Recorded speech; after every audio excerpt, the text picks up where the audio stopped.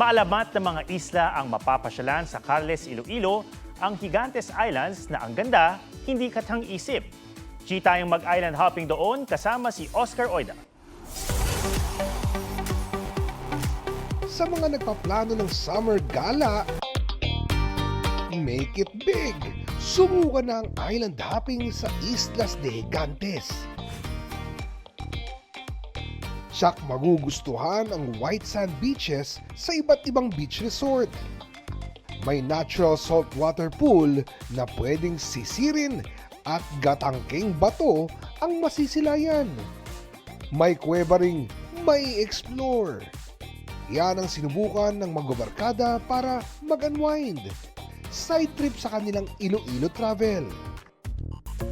Di naman nagsisi dahil lang makapaglibot sa iba't ibang isla. Laking tuwa nila sa ganda. At mag-hike para makuha ang famous Gigantes Island shot. Fresh seafood ang nilantakan.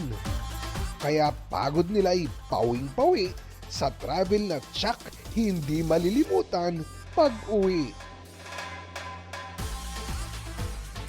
Oscar Oida, nagbabalita para sa GMA Integrated News.